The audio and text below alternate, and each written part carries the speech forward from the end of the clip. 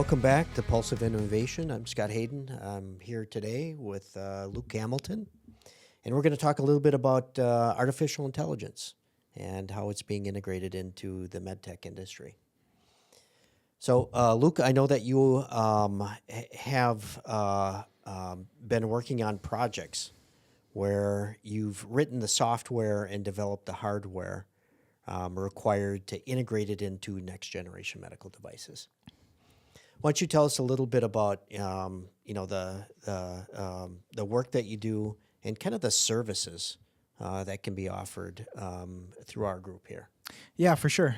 So currently, kind of in the hospital setting and a lot of surgical centers, there are just so many of these devices that give data to these doctors and to the patients, and so we kind of had this idea of what would it look like to synthesize all that data together, and especially now when these AI models are being developed, run inference on all of that data that these sensors give. So you have like your blood oxygen meters, you might have certain cameras or blood flow sensors, just any type of sensors, EKG machines, so be it. They just give all this data. And so, I don't know, the ability to run inference on just vast amount of data and sensors can provide a lot faster insight than what any doctors could. Yeah, and so they can reach you through SuperDocMD.ai.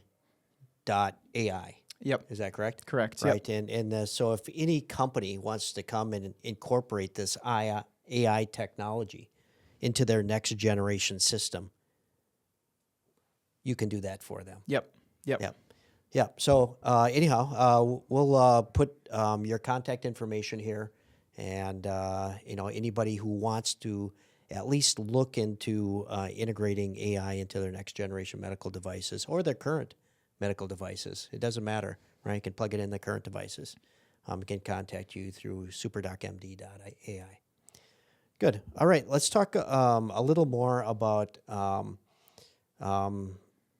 the potential benefits, right? So your system that you created is agnostic, right? So it doesn't really matter what type of sensing you incorporate. It could be, a camera for direct visualization if you're, going into the sinuses or, into the throat or into the lungs or, other places in the body where you can put a camera. Yeah. Right. So I'm assuming that that's one of the easier things to incorporate into the AI models.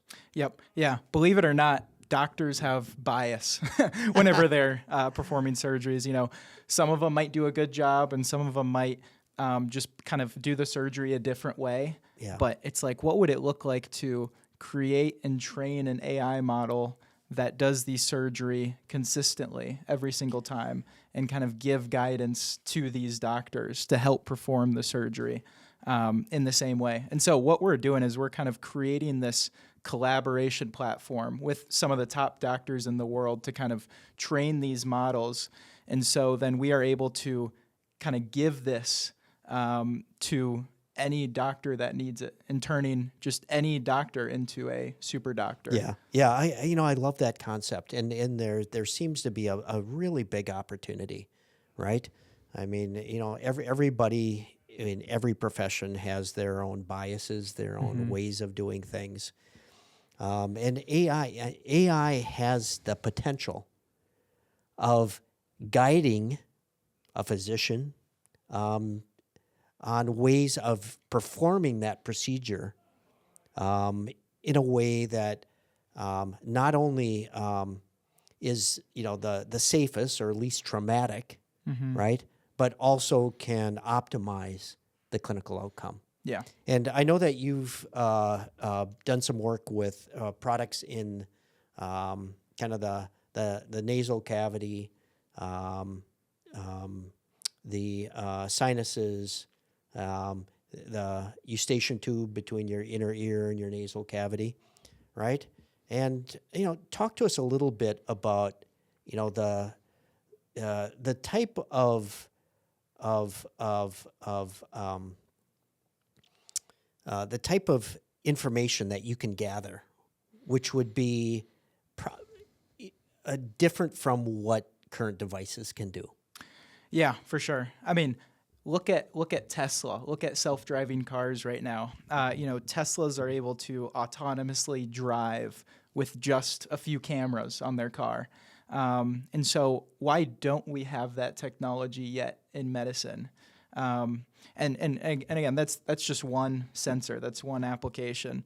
And so, as we were navigating through the Eustachian tube and kind of training this AI model, we are able to detect certain indications for inflammation. We're kind of able to know, hey, this patient is a 34-year-old male with diabetes. Well, because of this inflammation that they have, that might lead to this potential kind of chronic issue. So it is kind of a synthesizing of all that data together, but visualization is a huge kind of, I guess, first indication, first big step for us. But just, the synthesizing of all that data is key. Yeah, and that's such a great analogy, right? I mean, like the full self-driving. I mean, we were driving the Tesla. We had it on full self-driving, and the car suddenly slowed way down on the highway, and we couldn't figure out why. And then, like 5 seconds later, a deer ran across us. Yep. Right? Yeah. We couldn't see that deer. Yeah. Right? And there's no way a human could have seen that. But, the AI built into the full self-driving was able to sense that and take action. Yeah. So, for I mean, the same type of thought process could go into AI for medical procedures. Yep. That Yep. as the doctor is steering through the anatomy, the AI is going to say, hey, watch out over here. Yep. You have a potential cancerous growth over here. The doctor might not even be looking for it in that procedure. Yeah. So, I mean, it kind of goes above and beyond anything that a human could do today. Yeah. Right? Because it's got, not only training from, 10,000, 100,000, a million cases or whatever it happens to be, right? But it has expert judgment and analysis Yeah. for every part of the procedure. Yeah. Yeah. And it's important to distinguish, this is guidance. It's not a dictator. So it's the doctor is still in control. The doctor is still the one performing the surgery. It's just this kind of SuperDoc gives you information that the doctor might overlook or not necessarily see the first time. And so it's like, yep, the doctor is still in control, still the one doing the surgery, and this SuperDoc is just kind of an assistant for the doctor. And they have kind of full control over what that assistant looks like. So it's just providing doctors with the tools in order to be successful. Yeah, and it's hard to imagine. It's hard for us to think of all the possible applications. The different indications for which this can be used because it's brand new. I've never heard of anybody talking about this before. Before the SuperDocMD thing, but something that can turn every doctor into a super doctor. So every patient with every procedure gets the optimal treatment is exciting. Yeah. Right. Very exciting. Yeah. And, I was talking to, a physician this morning, actually. It's January 2026, right? I was talking to a doctor about it this morning, and he couldn't wait. I mean, he sees the potential on how this could benefit his practice. And so I know that the SuperDoc has a first-in-human planned Q1 of this year, 2026, at I think it was a Cedars-Sinai in Los Angeles. Yep. Right, Yep. And there are potential a lot of other applications for this. There was something else I was going to mention, and I can't remember what it was right now.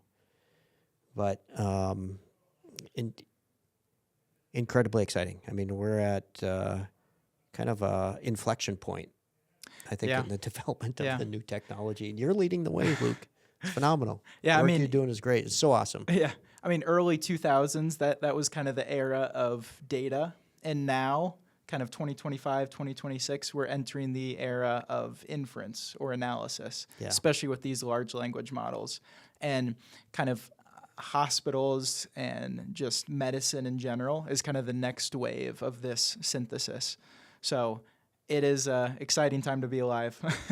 All right. Well, if anybody, again, I'm going to go back to if anybody wants to incorporate AI into their current technology, current medical device technology, or in their hospital setting. Yep. It doesn't have to be a medical device. It can be in a hospital Yeah. setting, Yeah. right? To improve current procedures. Yeah. You know, get a hold of us. Yep. Yeah. We work around their device. So thankfully, because we are kind of device agnostic, we can conform to what they've already built.